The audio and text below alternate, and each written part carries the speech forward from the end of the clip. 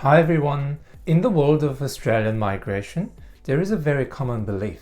People often think, we've known each other for years, so our visa is guaranteed.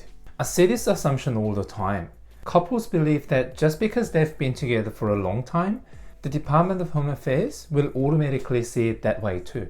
Unfortunately, the department does not operate on assumptions. They operate on evidence. Today, I want to share a recent success story that is very close to my heart.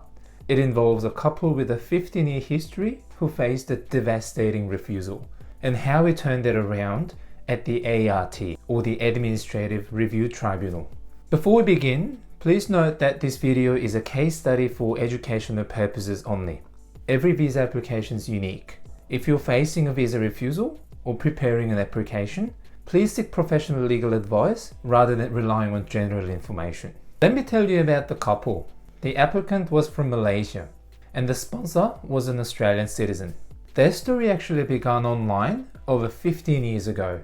Like many modern relationships, it started as a friendship, and about 3 years ago, they decided to commit to a shared future. They did everything a genuine couple does. They traveled to each other's countries. They explored the world together. The applicant had a career back home, but eventually decided it was time to call Australia home. Feeling secure in their long history, they lodged the partner visa, the onshore subclass A20, by themselves.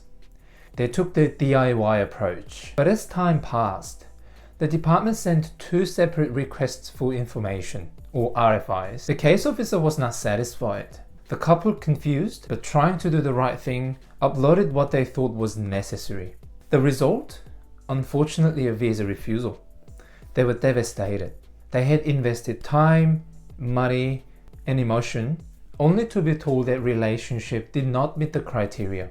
That's when they reached out to my office. When we sat down to review their refused application, the issue was not that their love wasn't real. The issue was that the application was silent where it needed to be loud. Here is what we found during our audit of the case. First, they fell into the long distance trap. Even though they knew each other for 15 years, they lived in different countries for most of that time. The department needs to see that the separation is temporary.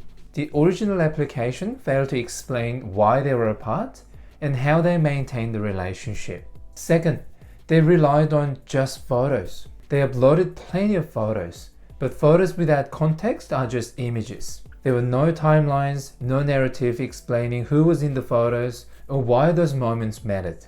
And third, and this is very important, there was a critical admin error. The Australian sponsor had not completed the sponsorship form. This is a mandatory requirement. It seems like a small paperwork error, but in migration law, small errors can have serious consequences. So how did we fix this?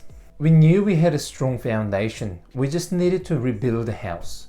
We immediately lodged an appeal with the ART. Our strategy focused on 3 key areas. Number 1, reassembling the narrative.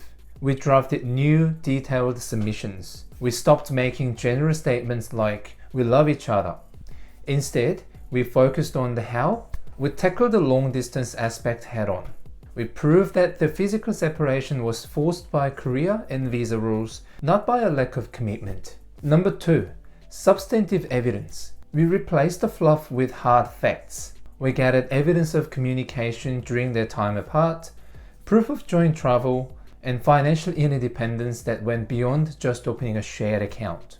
We addressed the 4 pillars of a relationship properly. And number 3, correcting the errors. We ensured every single form, including that missing sponsorship application, was accurate and complete. Now, we represented the couple at the ART hearing. We used our arguments to demonstrate that the original decision by the department was incorrect based on the new material we presented. The tribunal agreed with us. The case was remitted, which means it was sent back to the Department of Home Affairs with the direction that the relationship was genuine. Shortly after, the partner visa was granted. This couple can now finally settle in Australia without the looming fear of separation. It was a hard-fought win, but it proved that a refusal is not always the end of the road if you have the right guidance. If you're looking to apply for a partner visa, please remember this. Just because you know your relationship's real doesn't mean the department will believe it. You bear the burden of proof. And if you have received a visa refusal, do not panic, but you must act quickly. There are strict time limits for appeals. My name's Jay, and I'm the principal migration lawyer at Flow Migration Law. With over 8 years of dedicated experience in Australian migration, I've handled hundreds of partner visa applications and many ART appeals just like this one. We don't just process paperwork. We tell your story in a way that aligns with the law. If you need representation for an ART review, or if you want to get your application right the first time, please email me directly to book a consultation. My email address is jas@flowmigrationlaw.com.au. Thank you for watching, and I hope this story gives you some hope and direction. See you in the next video.